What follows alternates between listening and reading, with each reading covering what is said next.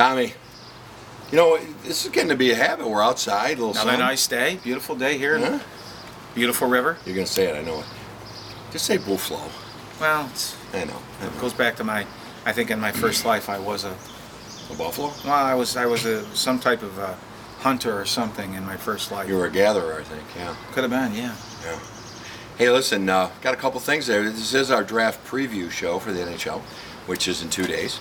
But we got a couple things we want to talk about because we believe that our civilization as we know it may be in peril. Or at least the country. Yeah, good point. So, I want to start with our beloved Bronx Congresswoman, AOC.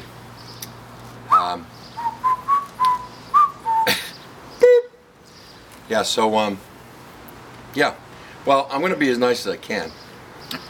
But she, hates Donald Trump, and so she, this is not fake news. I actually saw the video. She likened Donald Trump's treatment of children and families at the southern border of this great United States to the genocide and the concentration camps of the Jews by Hitler. She's either dumb, stupid, ignorant, or just never opened a history. How about all of them? Yeah, or maybe. I don't know why I put it in quotes. No need for quotes. There's all.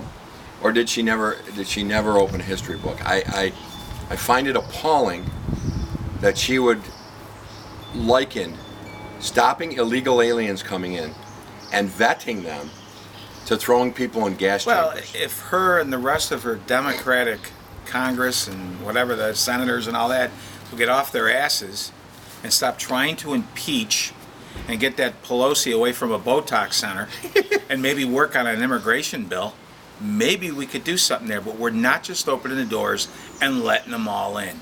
Nope. And that brings me to something I saw in the news where our great Bernie, I like to call him Barry, but that's a shot at Barry, Bernie Sanders' latest speech. And lo and behold, it's almost word for word from another great leader. Don't tell what the leader was until after you set it up.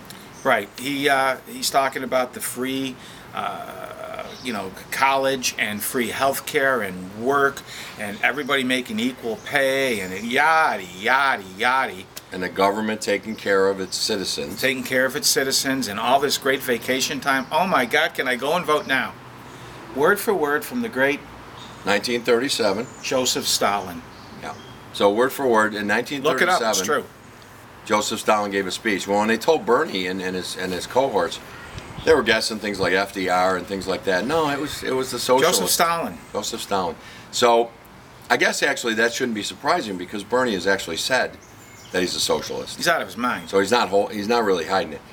But I mean, this is what we're dealing with. And one last quick thing. Yes. The Iranians are playing their games again over there in the strip of Hormuz. Yeah. Make it a sand dune. Right. Just drop something and make it a sand dune. They're over there playing games. And another great congresswoman from the great state of 1,000 Lakes, Minnesota, Mara, says we should sit with the wonderful people of Iran and negotiate a deal with them. Number one, it just so happens that she's Arab. Right. She's only been in our country 20 years. And she, too, wants to impeach Donald Trump. Now, if it was to negotiate with the great people of Iran, I'm all for it. But they have no idea what's going on over there under the Ayatollah JMO. And I'm just leaving it at that. Good job. Yeah, by the way, Tom and I are not... That's pretty quick, but the JMO's right. I got that right. We're not zealots. We're not anti-democratic.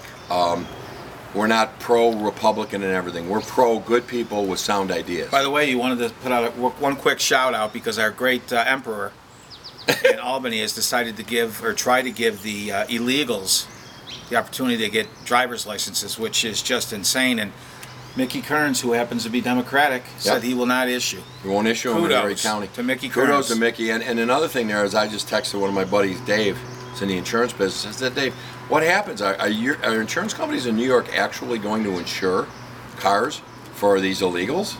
Because if they don't, guess who's going to have a lot of claims for uninsured motorists? All right, well, we've had our political say for the day. And listen, when you go vote, please pay attention. Please pay attention to who the heck you write on the ballot, please, because there's some real dinglings out there. And well, I said to Tom, I said, I'm going to actually get online and I'm going to find out the voting records of the people that represent me. I don't care if they're Republican, Democrat. I don't like Chris Collins. He's a Republican, so whatever. I'm going to look at their voting record. Who voted for this illegal aliens driver's license? The 911 first responders and all those people that are sick from all the stuff and gook and everything they breathed in, their funding's starting to run out. No one from New York State was at the meeting. Now, again, it was in committee. But none of our great leaders, Republican, Democratic, whatever, Green Party, Blue Party, whatever, nobody was there. That's disgusting. But let's get to the draft. Yeah, we got to get to the draft. We're getting fired up. And probably you guys haven't laughed yet, so I'm sorry about that. Probably not. This is going to be a fairly straightforward show today. There's not a lot of humor. But shout out my brother. I saw my brother yesterday, and Tom came up with a great line last week, shock and awe. And that has become his new mantra. He has told people that about the early days and shock and awe, and he thought that was hysterical. So shout out, Mike. I know that... good guy, Michael. Yeah, and that was it. That was kind of true, but... Yeah, it's got a lot of people looking at it and talking about it. We got more stories, and that'll be another show, too, but we only tipped the tip of the iceberg there. Oh, yeah. On that. Yeah. Now, going to the draft, Jason Botterill, has anyone seen him? I heard this morning, I'm not sure if it's true, that Kim Pagula knocked on his office door. There was no answer. She threw it open. He was sleeping. I don't know. You know, she wondered because she kept getting the instant messaging on her screen was just and then she walked in. His head was on the key, so she went in. He's out. There's a lot of pressure for Jason because the Robin Lehner's up tonight for the Vezina and the Selke for Ryan O'Reilly after the Conn Smythe and Stanley Cup. A lot of pressure on Quick Talker. I still think he could be the guy, but Jace, we need that number 2 center, buddy, and we gotta start. We gotta do something. We're missing the boat. You cannot miss. I know, guys, our fans, you got to stop calling during production. We actually started coming out here because we were getting neighbors knocking on the door out front. Yeah. So they don't know how to open the gate yet. So we're safe back here. But draft's coming up Friday night. We're sitting at 7. Yep. It looks like the name being bannered about in the NHL, it's pretty much locked in stone. The names stay the same. The teams change if they trade at all. Right. Looks like Cole Caulfield probably be down the line for us there. Little guy, but he can score a ton. Yeah, I mean, I got to be honest with you. Normally, the height, the small stature of Caulfield would turn me off. But there are guys now, Goudreau and obviously DeBrincat. These guys have shown you can play in this league with speed and skill. It's hard to not recognize 72 goals in that particular for the U.S. National Development Team, and I'll tell you why, Tom. In the years gone by, there were a lot of guys that would score 80, 90 goals in the queue. Right. Okay. Quebec Major Junior. They'd get to the NHL, they couldn't play. So, not all of them, but, you know. It was a highly offensive league. There wasn't much D played there. Correct. So there was an asterisk to high scores. Right, exactly. But you got some great defensemen playing in that development program and in the USHL. So, I think it's him. Now, the argument could be that he's a winger. And boy, we need that second line center, and we do. Okay, but that's Cole Caulfield, all things being equal, I believe Wisconsin or he's signed, committed to Wisconsin, where the coach would be Tony Granato, who happens to be the brother of the coach that Ralph Kruger just hired. Yeah, the assistant. One thing there, caveat there with Caulfield, 72 goals is 72 goals. That's a lot of scoring, but they said more than Kessel, more than Austin Matthews, and more than Eichel. And you and I were questioning, what are they basing that on? Because those 3 names didn't play in the USHL with the... No, they didn't. With the development team. Right. And they played with the development. They went in the development program. They played the World Juniors. They played some tournaments. Right. But then most of them went back to the O, or in the case of Matthews, he went overseas. Switzerland, right. And Jack went to major college. Jack went to Boston U. So the bottom line is we don't know, and for our next show we might look that up. But my other question would also be, with 5 possible teammates in the top 10, how good was he? Well, yeah, it's but yeah, he had a great center feeding him too. I just think so. There's that. Now there's a couple things going on. Chicago made a trade for a defenseman, and that may have taken Byram off their list. Right. Now, Chicago's third. There's been some talk. We've been talking about it. What if Byram fell to seventh? Now, I'd hate to be Bottrell if that came about. If you're looking at Cofield or Zegras, the center, which we'll talk about in a minute, and then you get a Byram falling down, you probably look at your depth chart and everything and say, well, we got a lot of D, and he's going to be a few years away. D takes a while to develop unless you're Rasmus Dahlin. And then, what do we do? I think you're supposed to take the best available player. And Byram is listed as the top D in the draft and generally a top 5 pick. So if you're at 7 and he gets there, probably your intellect says decision. It is a tough. I think the old draft the best guy says take Byram. Yep. For me, can always trade. I probably get away from the. It all depends on the things we don't know about, like what we said about Cole Caulfield and scoring and all of that, and how much better is this guy? I don't know much about his size and weight. I think he's pretty thick. Yep. Where is he currently playing now? Western Canada, right? Western Canada. So he's playing in. They say his potential is top D pair. Very strong kid, very instinctive. As much as we need some offense, I'd have to know more, but it's tough to pass up really good talent. It is. There's a couple guys I'd like to talk about. We'll get to Zegras, because I think it might come down to Cofield or Zegras, and then we'll see from there. But this Podzolkin, the Russian, I got red flags going off everywhere. I'm sending flares up on that. First of all, he signed for 2 more years in Russia. Okay, he might get a nice taste of the KHL and never come over, like the concussed Russian Slav we took in 2000, who never, ever, ever left Russia. Well, he's in fact been committed. Also, the thing about him is, I've seen some highlights. The kid can look like Wayne Gretzky in one game, and then he can lose him for a while. Who, the Russian kid? Yeah.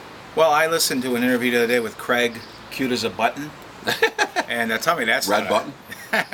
But he said that the kid really does want to play in the United States. He wants to play in the NHL. Wait a minute. In the National Hockey League. Okay. And that he has a 2-year commitment with this Russian team that he's with. I can't think of the name of the team, but it's the K. And but the thing is, the team he's with is the most lucrative team. It's like the Yankees of the Russian league, and they could pay more than an entry level could pay here. Sure. To back up what you're saying now, red flag that one, no pun intended. Yeah. Oh, nice pun. You like that? I like that. Alex Turcotte. I mean, behind Jack Hughes, he looks like the best center in the draft. Great playmaker, intense competitor, and a great skater. 200-foot game. He plays a 200-foot game. Now, he does. I throw this out. What if down the road he played 100-foot? Well, they modify the rinks, and the rinks go maybe 210. Does that alter his game? Well, what happens if it's 150? He's going to run right in the boards. I would think it'd be like playing in the closet, wouldn't it, for him? Yeah. But he does play a 200-foot game. If Chicago ends up not taking him, there is a chance that Turcotte could fall to 7. It's a low chance. But I got to tell you, if Turcotte falls to 7, I don't think you even think twice. No, from everything that they've said, and again, I think that would be your guy too, and even that Dylan Cousins kid. Yep. Another from the Yukon. Yeah, That's like where the igloos and stuff, right up there. What happens? Illegals? No. Igloos? Igloos? Yeah. He grew up in an igloo. He actually built his own home on an ice box. Yeah. So, Cousins, creative guy. He's very creative. Here's the thing. Great shot. He'd have a place to live in the winter here, no problem. Yeah, it's in the banks of Lake Erie, you freeze your tail off. Here's the thing. I like the kid, potential to be a number 1 center in the NHL, but I'm a little worried with the power forward thing, okay? I shouldn't be, okay? But if you look lately, the big power forwards, the Getzlavs, who's the guy that just waved in Anaheim? Corey Perry was bought out today. Corey Perry was bought out. The guy, and I know they're older, but my point is, power forwards now, I don't know. Yeah, they're going to hit you in that. I need a natural goal scorer, and I don't care if he's 5'7", or if he hits anybody. We got enough slobs who can hit people. I need somebody to put a puck in the net. Power forward to me, I'm probably wrong on this, but it scares me a little bit. St. Louis won the Stanley Cup there, and they played a tough game, and they banged Boston around a little bit, but I don't think it's size. I think it's just grit and go get it. Well, Right? Why do you have to be so big to nail somebody? That is a great point. I mean, if you watch the NHL playoffs, and especially the last 2 rounds, one of the things we've said this before, the thing that jumped out of the TV set for me was they were playing with their hair on fire. I mean, Boston, I hate Boston, but they were on you. You had time and space was gone. Is that our intern? Yes, that was our intern. Very, very nicely dressed today, by the way. Was she giving us the 15-minute warning? She gave us the warning, so Okay. we're gonna keep going. But I do. Tommy's right. I believe in it's the grit. It's the I'm gonna get in there and I'm gonna be in your face. Not the I'm gonna go by you and do the circle. I'm gonna get in your face. You're gonna have no time and space. And I saw that in the playoffs, and we didn't have that. So hopefully, we can see that. And again, Tom's right. I don't think it's size. No, it's nothing worse than a big guy who plays little. Yeah. Oh, I agree. Kirby Doc. They're saying he's basically a Cousins. Okay. They say though, I've read 3 or 4 times, he needs a little more urgency in his game. Well, what does that mean? Could be negative, could be positive. I'm not saying the kid's not good. A little more urgency. It scares me a little bit, but I've read very good things about him. And lastly, I think Zegras. I think it's down to Cofield, Zegras, and those two, unless Turcotte or Byron fall. Byron would scare me because the Sabres probably would take him, and I just need a goal scorer. The thing with Zegras is creative setup man. He's got great vision. I've seen some of the plays on highlights. His passing is unbelievable. He goes through the legs, off the side. You don't even know where it's going, and he sets up guys for like tap-ins. I think you're right, and I think that defenseman, he's rated so high, there's no way he'll be there at 7. I don't think you will. No way at all. Someone will either trade Somebody or should grab him. Someone will take him, and I think you're right. I think Zegras, like I said, it's pretty predictable in hockey. There isn't too many shocks. Right. I'm saying probably Zegras and Caulfield and that Matthew Boldy. One of those 3 names will probably be sitting there at 7. I think so too. 31. What do you think? Trade them? Stay there? They say there's a lot of players down the line. I'm hearing it's a very deep draft, and therefore, I don't need just some little prospect. At 31, if you got the scouts doing the right thing, you're going to find somebody there, and I think it may be time to find somebody there and use that pick. That we pretty much gave up 2 great hockey players for. Very good. One quick to wrap this up real quick. Best ever Sabre draft pick. Well, it's got to be Gilles. I think it was. Remember that year was it was either him Or Dale Talon. Spinning wheel. We got the spinning wheel and we got him. Many people don't remember this, but we'll change sports for a minute. O.J. Simpson, #1 pick for the Buffalo Bills. Who was the guy behind him that didn't pan out? Leroy Keys. Leroy Keys. You know who took him? Philadelphia. Philadelphia Eagles. Yep. Worst Sabre draft pick ever. Oh boy, there's so many. You got to go in with like a Joel Cowell or Mo Titanic. Those guys were high draft picks. Mo was kind of hurt, but again, I want to argue. I think my best Sabre draft pick ever. Yeah. Alexander McGillney. Took him in the 5th round. They had some inside scoop there, and they waited, and That's a played good it point. right, and they grabbed him. And Well, if you're talking about steal, he's a steal, and so is Ryan Miller at 5. And I think the worst pick, I would mention that the Kruikoff, who never set foot here, or That's top pick in 2000. another one that still haunts to this day, although I kind of see the thinking about it, but Rick Sealing over Mike Bossy, to name others. I still have nightmares over Rick Sealing. Mike Bossy would have been a nice player here. They were trying to get a defense because we had a lot of scores, but doggone. Our big thing was that he used to open a back door to the audit. He'd blow over on the ice. Rick Sealing, yeah. God, he was just. His brother awful. did a lot with harness horses, though. Roddy was a really? sulky, yeah. Nice. Rick's now the color man of the Yammers. Could Roddy have his brother scored for us more than his brother? No, he played D. Okay. Because I'll tell you that one still hurts. So we'll wrap it up. It does. Sorry to bring that up. No, it hurts. By the way, Sabres, please, Royal Blue, bring it back. Love it. Well, that's what. Just so you know, we're hearing. Twitter Nation is going crazy that in 2 years we'll be back to Royal Blue, and that the 50th anniversary 3rd jersey next year will be pure white with some gold and slight blue piping. Yeah. So now, what was the problem with the Royal Blue? The sheep, they couldn't find a color? The dyes for the Royal Blue, they went as far as Saudi Arabia They cannot find the dyes. What happened to the dyes? I don't know. I don't know if I think a lot of that, could that have something to do with the trade embargo and stuff with the third world countries? Yeah, I think so. We're holding back on it? We used to get the royal blue dye from China, but now that And you know how things are going there. not going well. And Well- then Guatemala came through, but then we cut off we stopped the checks, so they stopped sending us Yeah, the and dye. by the way, with all this stuff going on, you know who's going to end up biting it in the end is going to be the Social Security. But that's another day's show. Another day's show. Screw the elderly. Because you're looking at the guys here who are a couple years away, and they'll probably. If people said the kids say there'll be nothing left, well, ours will be cut like 30%. Well, like always, Yeah, if you keep bending over, you might not be able to straighten up. true. And do yourself a favor, guys. Keep it in your pants. And And one last quick note. yes. If you can't come, call.